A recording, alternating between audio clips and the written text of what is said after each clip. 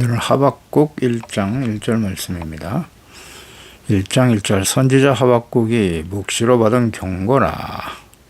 패역한 하나님의 백성들에 대한 하나님의 경고. 오늘부터 하박국 말씀 묵상하도록 하겠습니다. 이 하박국의 저자는 하박국이죠. 하나님의 말씀이 선지자 하박국에 임했다라고 말씀하고 있죠. 하박국은 포용하다 혹은 감싸 안다, 붙잡다라는 의미를 가진 이름입니다. 기록연대에는 대략 BC 612년에서 605년경입니다. 나훔 선지자를 통해서 말씀하신 대로 이스라엘을 멸망시키는 하나님의 심판의 도구였던 강력한 제국 아수르가 바벨론에 의해서 멸망하게 됩니다. 그리고 신흥 제국인 바벨론이 강성하던 시대에 북이스라엘의 멸망을 경험했지만 교훈을 얻지 못하고 이스라엘의 죄악을 답습하며 하나님의 책망과 경고의 말씀을 듣지 않은 유다, 그들도 결국 바벨론에 의해서 멸망의 길을 가게 되는 시기에 예레미야와 같은 시기에 사역했던 선지자 하박국. 시대적 상황을 보면 유다의 마지막 성군이었던 요시야 왕이 종교 개혁을 단행했죠. 무너진 유다를 바르게 세운 마지막 성군이죠. 히스기야 왕의 아들이었던 므낫세. 그가 온갖 악을 행하다 하죠. 아주 심각한 악행을 행합니다. 모든 우상 숭배, 최악의 악을 행하는 왕이 므낫세였어요.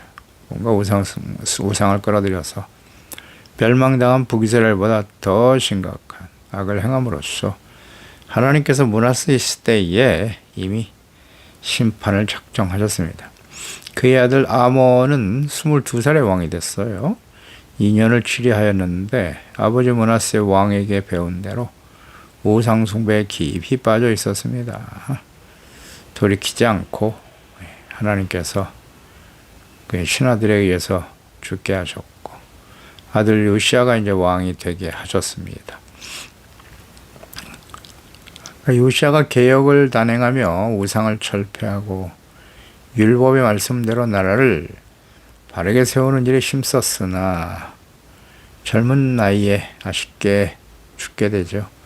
망해가는 아수르를 도와주려고 올라오던 애굽 왕 느고와 바로 느고와 싸우다가 요시야가 갈그미스 전투에서 죽습니다. 이때가 BC 609년입니다. 요시야 왕이 죽고 여호아하스가 이제 왕이 됩니다. 그의 아들 여호아하스. 애굽 왕 느고가 여호아하스를 3개월 만에 폐위를 시킵니다. 그래서 그의 형인 엘리야김, 이름을 여호야김으로 바꾸죠. 여호야김을 왕으로 세워요. 역대하 36장 1절 이하에 보면 그 땅의 백성이 요시야의 아들 여호아하스를 세워 그의 아버지를 대신하여 예루살렘에서 왕으로 삼으니 여호아하스가 왕에 오를 때 나이가 23세라. 그가 예루살렘에서 다스린 지 석 달에 애굽 왕이 예루살렘에서 그의 왕위를 폐위하고 여호아하스 석 달 만에 폐위당했네요. 그 나라에 은 100달란트와 금 한 달란트를 벌금으로 내게 했고 애굽 왕 느고가 또 그의 형제 엘리야김을 세워 유다와 예루살렘 왕으로 삼고 그의 이름을 고쳐 여호야김이라고 하고 그의 형제 여호아하스를 애굽으로 잡아갔습니다. 여호아하스는 애굽에서 죽었죠. 애굽 왕에 의해서 세워진 여호야김은 아버지 요시야처럼 나라를 바르게 세우는 일, 하나님이 다스리시는 하나님의 나라로 세우는 일은 전혀 관심이 없습니다. 이야, 그 요시야의 아들인데 말이죠. 어린 나이도 아니고 그 아버지로부터 뭘 배운 거죠? 참 아쉬운 부분입니다. 이 유다의 성군들이 3대 성군 하면 여호샤밧, 히스기야, 요시야를 드는데 그 모두 아들들이 악을 행합니다. 다 악해요. 여호야김의 아들, 요시야의 아들 여호아하스도 그랬고 여호야김 역시 마찬가지. 하나님을 경외하지 않습니다. 그러니까 왜 이렇게 되었을까? 그 아들들이 뭐 여러 가지 생각을 해보게 되는데요. 그들은 하나님 앞에 바로 설 생각이 전혀 없었던 것처럼 보여요. 그러니까 하나님을 잘 섬겼던 아버지 아닙니까? 요시야 왕인데 그 요시야 왕이 애굽 왕에게 죽는 것을 보았어요. 하나님을 그렇게 잘 경외하고 섬겨도 힘센 애굽을 이기지 못하는구나. 뭐 이런 생각을 했을까요? 그래서 오히려 하나님께 대한 반감이 생겼을까요? 하나님을 그렇게 우리 아버지가 잘 섬겼는데 왜 이방인 애굽 왕에게 이렇게 힘없이 죽느냐는 거죠. 하나님을 바르게 섬겼는데 최선을 다했죠. 요시야 같은 왕이 없었습니다. 그런데 애굽 왕한테 지거든요. 뭐 이것 때문에 하나님께 대한 신뢰가 떨어졌을까요? 뭐 그렇게 생각을 해봐요. 묵상을 해보는 겁니다. 제가 스스로. 왜 이렇게 악한 아들이 되었을까 이들이. 하나님을 반역하고요. 그래서 자신이 살아남기 위해서는 하나님보다는 주변 강대국들 편에서 그들과 동맹을 맺고 그들의 도움을 받는 것이 최선이다. 이런 생각을 했어요. 여호아하스도 그랬고 여호야김도 그랬고 그의 아들 여호야김 마지막 시드기야 왕까지 말입니다. 하나님 잘 믿어봐야 소용없다는 거죠. 이런 생각들이 있었던 것 같아요. 그래서 결국 여호야김은 애굽 왕의 신하가 되어서 은 100달란트, 금 1달란트를 조공으로 바쳤다. 백성들의 고요를 짜가지고 갖다 바친 거죠. 그러니까 여호야김은 나라가 망해 가는데도 하나님께 회개하고 돌이키지 않았습니다. 11년을 치리했거든요.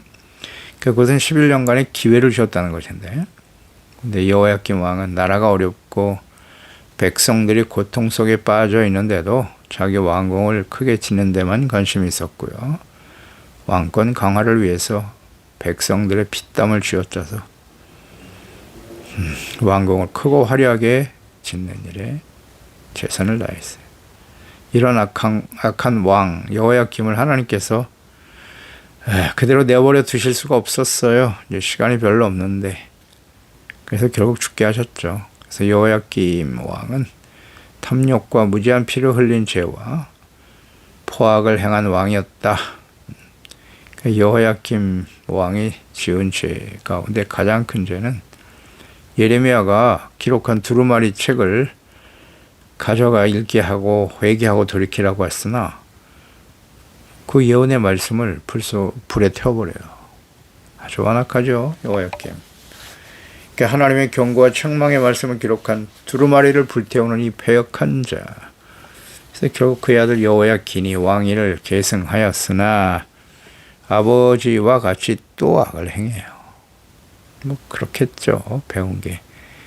우상숭배와 하나님을 버리고 대적하는 일이었는데 그래서 3개월 만에 바벨론의 포로로 끌려가게 됐어요. 3개월. 그리고 바벨론에 의해서 그의 숙부였던 요시아의 아들인 마따니아 이름을 시드기야로 바꿨죠. 시드기야가 이제 유다의 마지막 왕으로 세워지게 되는 것입니다. 그러니까 이러한 시대에 하나님의 말씀을 듣고 전하는 하박국 선지자. 그 하박국 선지자 활동했던 당시에 북쪽 이스라엘은 이미 아수르에 의해서 망했어요. 남유다도 아수르의 공격을 받고 언제 망할지 모르는 상황이었습니다. 그때 이제 나홈 선지자를 하나님이 보내셔서 그들이 두려워하고 있었던 아수르는 바벨론에 의해서 멸망을 당할 것이다 라고 말씀하셨죠. 그러나 전혀 깨달음이 없어요. 왜 아수르를 두려워하느냐. 역사의 주인이신 이스라엘 하나님 여호와를 두려워할 줄 알아야지. 아무리 외치지만 듣지 않습니다. 전혀 깨달음이 없는 여호야김은 당시 강대국이었던 애굽 왕에게 조공을 갖다 바치며 아수르를 막아달라고 부탁합니다. 하나님께 대한 신뢰가 없어요. 참 안타까운 일입니다. 하나님께 돌아올 기회를 저버린 여호야긴 마지막 시드기야까지 결국 하나님께 돌이키지 않음으로써 바벨론에 의해서 멸망의 길을 가게 되는 것입니다. 그냥 역사를 통해서 교훈을 얻지 못합니다. 교훈을 얻지 못해요. 그러니까 하나님의 말씀을 이렇게 자세하게 선지자를 통해서 전하고 기록하여 남기셨습니다. 그럼 그 이후에 하나님의 백성들은 바르게 주님을 섬겼을까요? 아니요. 그러면 오늘날 이 모든 하나님의 말씀이 또 역사적으로 성취된 말씀이 성경에 자세히 기록하여서 오늘날 우리에게 주셨는데요. 우리는 그 말씀을 주야로 묵상하고 또 믿고 교훈을 얻고 있나요? 책망을 얻고 있나요? 의에 대한 간절한 열망을 가지고 살아가나요? 아니요. 성경을 통해서 대답하는 겁니다. 하나님의 백성들은 끊임없이 선지자 말씀을 선지서를 통해서 선지자들을 통해서 말씀하셨지만 듣지 않았어요. 그래서 결국 마지막 심판을 향해 달려가죠. 듣기 싫어도 계속 들어야 돼요. 우리가 선지서를 묵상하면 하나님의 공의의 심판이 준비되었다는 거예요. 왜? 죄를 버리고 하나님께 돌아오지 않기 때문에 하나님을 버렸어요. 말씀을 버리고. 그 결과가 하나님의 공의의 심판이라고 계속 외치고 계시잖아요. 그러면 하나님의 심판과 재앙을 당하게 하시는 것이 하나님의 뜻입니까? 아니요. 그 말씀을 듣고 하나님께 돌아오라는 거 아닙니까? 회개하고 돌이켜라. 그러면 내가 너희를 용서해주고 너희를 위해 계획한 모든 재앙과 심판을 돌이킬 거야. 라고 말씀하시지 않습니까? 근데 안 하잖아요. 끝까지 돌아오지 않아요. 이게 하나님의 백성들의 특성이에요.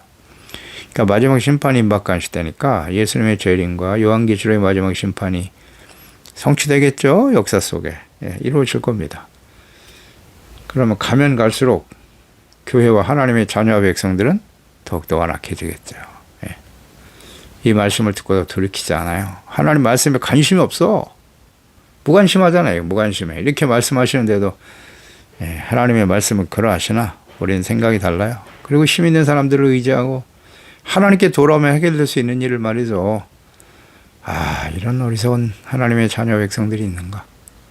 우리도 그런 길을 가고 있다는 것을 잊지 마세요. 아주 완악하죠. 기회를 주고 계시는 거예요. 지금 우리에게 기회를 주고 마지막 기회를 주고 계시는 겁니다. 결국 돌이키지 않으므로 유다도 바벨론에 의해서 멸망의 길을 가게 됐죠. 하나님의 사랑과 공의, 십자가죠. 십자가가 하나님의 공의가 얼마나 무섭습니까? 죄 없으신 하나님의 아들이 그 처참한 고통을 당하는 거 보세요. 그게 죄의 결과예요. 죄에 대한 하나님의 심판입니다. 무섭죠. 죽은 자 가운데 다시 살아나게 하심으로써 죄를 용서해 주시는 사랑. 십자가가 바로 예수님의 하나님의 공의와 사랑이에요. 왜 근데 공의를 무시합니까? 무조건 하나님의 사랑만을 생각하는데 하나님의 공의를 잊으면 안 돼요. 공의를 알기 때문에 죄를 깨닫고 회개하고 돌이키는 거죠. 그럴 때 하나님이 용서해 주시는 사랑, 이 균형 있는 신앙생활을 해야 돼요. 하박국서의 주제, 핵심적인 가르침은 하나님께서 죄악에서 돌이키지 않는 주의 백성 유다에 대해 바벨론에 의해서 심판하실 것이라는 것이고요. 심판, 역시 선지서는 심판이에요. 목적은 뭐예요? 회개하고 돌아오라는 거죠. 그러면 용서해 주시겠다. 그 중에서도 의인은 믿음으로 말미암아 구원을 받게 될 것이라는 말씀인데요. 하박국 2장 4절입니다. 보라, 그의 마음은 교만하며 그 속에서 정직하지 못하나 의인은 그의 믿음으로 말미암아 살리라. 핵심 요절이죠. 의인은 믿음으로 말미암아 산다. 그러니까 하박국에게 임하신 하나님의 묵시, 계시, 경고의 말씀을 주시고 기록하게 하신 목적은 악을 향하며 절망적인 시대에 하나님께 질문하는 하박국 선지자죠. 그의 질문, 악이 성행하고, 첫 번째는 이거죠. 악이 성행하고 하나님의 율법이 땅에 떨어지고 무시되고 있는데 하나님 왜 그들을 방관하십니까? 언제까지 참고 계실 건데요? 아무 조치도 취하지 않으시는 걸까요? 라고 묻죠. 그때 이제 하나님께서 그래? 내가 갈대아 사람 일으켜서 심판할 거야. 심판할 거야. 이런 말씀을 하시죠. 그러니까 또 궁금해요. 아니 왜 이스라엘이 아무리 약하던들 이방인들보다는 덜하지 않겠어요? 어떻게 하나님의 언약의 백성이 우상을 섬기는 이방인들에 의해서 멸망을 당한단 말입니까? 그건 좀 문제가 있는 거 아닙니까? 어떻게 하나님의 그들을 심판의 도구로 사용할 수 있는가? 아수르가 멸망한 걸 모르느냐? 이 하박국 선지자야. 어떻게 아수르가 북이스라엘의 아수르에서 멸망을 당해서 아직도 교훈을 얻지 못하고 있단 말이냐? 좀 답답하죠. 이 질문을 보면. 성경 전체를 보면 이해가 되는데 아직도 깨닫지를 못하고 있어요. 그렇지 않습니까? 왜 북이스라엘이 하나님의 언약의 백성, 그것도 10지파, 11지파잖아요. 그들이 왜 멸망당하느냐? 아수르에 의해서 말이에요. 이방인들에 의해서. 이걸 깨닫지 못하나? 하박국도 좀 안타까운 답답한 모습이 있어요. 교훈을 얻어라. 교훈을. 이런 질문을 하는 사람이 오늘도 많죠. 우리가 예수 믿고 구원받았는데 왜 우리가 망합니까? 왜 우리가 멸망당해요? 하박국서를 잘 묵상해 보세요. 그 전에 선지서 말씀을 잘 들으세요. 하나님의 뜻을 바르게 깨닫기 바랍니다. 그러니까 이게 참 안타까운 거예요. 하나님은 의인이 악인으로부터 핍박을 받는 것을 왜 보고만 계시냐는 거죠. 그러니까 이 하박국 시대에 여호아하스, 여호야김, 시디기야 시대가 하나님의 말씀을 바르게 전하는 예레미야 같은 선지자, 의인이잖아요. 의인은 뭐 거의 찾아보기 힘들죠. 그런데 그 의인들이 말이죠. 악인들에 의해서 완전히 무시당하고 박해당하고 언제까지 이것을 보고만 계실 것입니까? 안타까워서 호소하고 있는 내용이 나옵니다. 그러니까 하나님은 왜 이렇게 계속 침묵하시는가? 인내하시는 거죠. 회개하고 돌아오기를 기다리시는 것입니다. 침묵이라는 것이. 이 질문에 대해서 하나님께서 답변하시는 거죠. 하나님의 심판과 회복에 대한 계획을 말씀해 주고 계시죠. 역시 하박국 선지자에 나타난 하나님의 속성, 언제나 그래요. 하나님은 공의와 사랑이세요. 그리고 온 세상을 다스리시는 전능하신 하나님이시고요. 세상의 주인이세요. 역사의 주관자가 하나님이시다. 세상에 일어나는 모든 일들이 우연이 아니라는 거예요. 하나님이 다 계획하시고 중심은 하나님의 백성들이에요. 언약의 백성이 언제나 하나님 중심에, 하나님 마음에 있어요. 그를 중심으로 해서 주변의 모든 나라와 상황들을 이끌어 가시는 겁니다. 하나님은 의로우신 분입니다. 그리고 그 말씀하신 바를 반드시 이루시는 신실하신 하나님이십니다. 아무리 이스라엘, 언약, 유다의 백성이지만 악을 향하고 돌이키지 않으면 심판하시는 하나님이세요. 절대 잊지 말아야죠. 그러나 심판이 목적이 아니라 회복, 회개와 용서, 회복의 목적을 두고 계신다. 묵시로 받은 경고라고 말씀하죠. 이 묵시가 히브리어의 하자입니다. 이것은 보다, 바라본다, 지각하고 깨닫는다는 거고요. 준비한다는 의미도 있어요. 예언하다라는 의미도 가진 말이 하자, 묵시입니다. 그러니까 이 단어 묵시는 하자라고 하는 말은 시각기관으로 지각할 수 있는 것을 묘사하는 거예요. 말하자면 눈으로 보고 확인할 수 있는 거죠. 하나님이 이렇게 하나님의 뜻을 나타내 보여주셨네요. 그러니까 하나님께서 선지자가 알아볼 수 있도록 환상이나 혹은 말씀을 통해서 직접 깨닫게 하신다는 거예요. 그게 묵시예요. 그러니까 이 말씀은 어떤 것을 준비하는 것을 묘사한다 그랬어요. 준비하다라는 의미도 갖고 있으니까. 그러니까 장차 일어나게 될 일에 대하여 미리 대비하도록 준비하도록 하는 것을 의미하는 거예요. 그게 바로 묵시입니다. 그러니까 하나님께서 선지자에게 장차 행하실 일을 미리 알게 하시고 전하게 하심으로써 듣는 사람들, 하나님의 자녀 백성들이죠. 모든 시대, 당시의 유다 백성들, 모든 시대의 하나님의 백성들, 이 시대를 살아가는 마지막 심판이 임박한 시대를 살아가는 오늘날 하나님의 자녀 우리들에게 하시는 말씀이죠. 장차 일어날 일에 대해서 준비하도록 하시기 위해서 주시는 것이 바로 묵시입니다. 요한 묵시록, 요한 계시록 마찬가지죠. 미래를 준비하게 하시는 말씀들이에요. 관심이 있으신가요? 사람들이 선지서 말씀 별로 안 좋아하죠. 계속 어떠십니까? 지금 선지서 말씀 계속 묵상하고 있지 않습니까? 우리가? 정말 듣기 힘들죠. 계속 심판, 회개. 우리가 가장 싫어하는 말이 선지서에 다 들어있어요. 그러나 그 말씀 속에는 구원과 회복도 있죠. 어떻게 해야 구원받는가? 그리고 반드시 그 선지서의 말씀은 예수 그리스도의 초림, 마지막 재림까지 다 연결되어 있어요. 그게 선지서예요. 예수 그리스도를 이 땅에 보내주실 것이다 라고 하는 약속과 소망이 들어있죠. 그게 선지서입니다. 하박국 선지자 역시 마찬가지예요. 하박국 2장 3절에 보면 이 묵시는 정한 때, 이 하자는 정한 때에 있나니 그 종말이 속히 이르겠고 결코 거짓되지 아니할 것이다. 신실하신 하나님, 비록 더딜지라도 기다리라. 지체되지 않고 반드시 응한다. 하나님의 말씀은 반드시 이루어집니다. 이루어졌고요. 이제 선지자에게 보여주시는 묵시, 예언의 말씀은 반드시 이루어집니다. 거짓되지 않아요. 하나님의 말씀은 지체되지도 않고 하나님의 때에 이루어집니다. 하존, 여기서 묵시. 여기 묵시는 이제 하존이네요. 히브리어 하존인데 하자에서 파생된 단어인데 2장 3절의 이 묵시는 하존이라고 하는 말은 비전이에요. 비전. 눈으로 보여주셨네요. 환상, 비전. 그 하나님의 뜻과 계획, 생각을 선지자에게 이렇게 환상을 통해서 보여주셨네요. 깨닫게 하시고 하나님은 종종 환상을 통해서 선지자들에게 말씀하시죠. 하나님의 뜻을 보여주시면서. 경고다. 그래서 이 경고는 히브리의 마사거든요. 무거운 짐을 의미하는 단어이기도 하고 짐을 운반하거나 들어 올린다. 뭐 공물을 바친다. 조공을 바친다라고 할 때 또 신탁, 하나님 신을 믿고 위탁하는 뭐 그런 의미도 갖고 있어요. 마사. 그러니까 하나님께서 선지자에게 하나님의 말씀을 전하라고 믿고 맡기시는 일, 경고. 그 내용은 듣는 자들이 매우 감당하기 어렵고 무거운 짐과 같을 것이다. 고통스러운 심판과 재앙의 말씀이 될 수 있습니다. 그게 경고예요.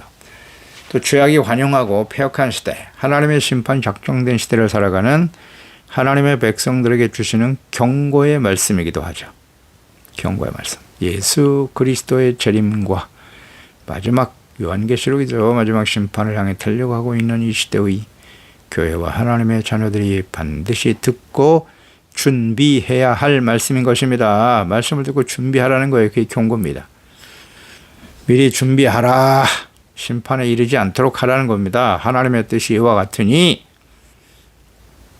자의로 믿으면 안 돼요. 자신의 생각대로 임의로 하나님은 절대 심판하시면 안 돼요. 우리 하나님의 자녀인데 왜 심판을 받습니까? 우리를 축복해 주셔야지. 이렇게 임의로 믿으려고 하면 안 돼요. 자기의 생각대로. 자의적 신앙생활 다 우상숭배입니다. 하나님의 뜻을 바르게 알고 섬기 준비하라고 하셨잖아요. 준비해라. 준비는 뭐겠어요? 말씀을 듣고 깨닫고 회개하고 돌이키는 겁니다. 정체성 회복, 사명 회복. 왕같은 제사장으로 거룩한 나라로 하나님의 소유된 백성으로 예수 그리스도를 믿고 따르는 예수님의 제자로 그리스도인으로 십자가 지고 주님을 따라가야죠. 준비하라. 정신을 차리고 근신하여 깨어 있어라. 뭐 어렵습니까? 그 하나님께서는 자기 백성, 자녀들이 그 죄악을 너무너무 가슴 아파하시죠. 회개하고 돌이켜 용서받기를 원하십니다. 하지만 죄를 좌시하시지 않습니다. 그냥 묵인하실 수가 없어요. 하나님은. 그게 하나님의 속성입니다. 좌시하실 수 없고 돌이키지 않으면 어떻게 된다? 징계를 당해요. 심판을 통해서 바로 잡으시는 겁니다. 그게 사랑이죠. 이게 자기 백성을 사랑하시고 구원하시는 하나님의 속성입니다. 그래서 징계는 하나님, 거룩한 하나님의 자녀의 회복을 위한 하나님의 사랑과 구원의 은혜입니다. 이것이 이제 하박국 선지를 통해 주시는 하나님의 말씀, 하나님의 뜻인 것입니다. 기도하겠습니다. 하나님 아버지, 오늘 우리가 하박국 선지서 말씀을 또 묵상하게 됩니다. 이때가 이제 북이스라엘은 망했고요. 유다도 이스라엘의 북이스라엘의 길을 따르게 되죠. 하나님은 그렇게 눈으로 보여주시고 역사 속에 확인시켜 주셨는데 선지자를 통해 하셨던 말씀들이 어떻게 성취되었는가를 분명히 보여주셨는데 말이죠. 유다가 하나님의 말씀과 뜻을 깨닫지 못하고 또다시 악을 향해 달려갑니다. 그래서 바벨론에서 멸망을 당할 수밖에 없음을 주님께서 이 선지자를 통해서 다시 한번 확인시켜 주고 계십니다. 그 당시에 예레미야 선지자도 있었고요. 이 선지자를 통해서 끊임없이 외치고 계시는 이 백성들이 하나님의 언약의 백성 아닙니까? 깨닫지를 못하네요. 깨닫지를 못해요. 돌이키지 못하고 악을 행해 달려가는 하나님의 자녀들이요. 그래서 하나님의 심판이 작정될 수밖에 없는 거예요. 이게 하나님의 공의요 또한 사랑이십니다. 경고 묵시는 준비하라는 겁니다. 대비하라. 하나님의 말씀과 뜻이 이러하니 회개하고 돌이키면 되거든요. 그래서 하나님의 백성으로 정체성과 사명을 회복하면 되는 것인데 이게 잘 안 되네요. 오늘날 이 시대도 마찬가지겠죠. 그래서 하나님의 심판이 교회에서부터 시작되겠죠. 하나님의 자녀들 이해가 안 되는 거예요. 우리가 예수 그리스도를 믿고 구원받은 하나님의 자녀인데 어찌 하나님의 심판 이방인들에게 짓밟히고 이 무서운 재앙과 심판을 당한단 말입니까? 하나님은 공의로우신 분이 되어 오히려 하나님의 말씀을 알고도 지키지 않으면 더 많이 맞을 것이다 라고 말씀하셨잖아요. 예수님께서. 좀 정신을 차리게 도와주시고요. 하나님의 말씀이 땅에 떨어져요. 그래서 이런 악을 행하는 겁니다. 하나님 말씀이 무시당하고 있단 말이죠. 말씀을 버리는 것이 곧 하나님을 버리는 것입니다. 그런 거로 주야로 하나님의 말씀을 묵상하고 하나님의 말씀과 뜻을 깨달아 이 마지막 심판을 향해 달려가고 있지 않습니까? 부지런히 말씀을 통해 죄를 깨닫고 회개하고 예배와 기도를 통해서 하나님 앞에 용서받고 의를 회복하고 하나님의 자녀답게 참된 그리스도인으로 십자가 지고 주님을 따르는 주님을 사랑하고 그 말씀을 지켜 의롭고 거룩하고 흠이 없는 거룩한 자녀로 하나님 앞에 설 수 있는 우리 모든 지가족들 자녀들이 되게 하소서. 예수님의 이름으로 기도드리옵나이다. 아멘.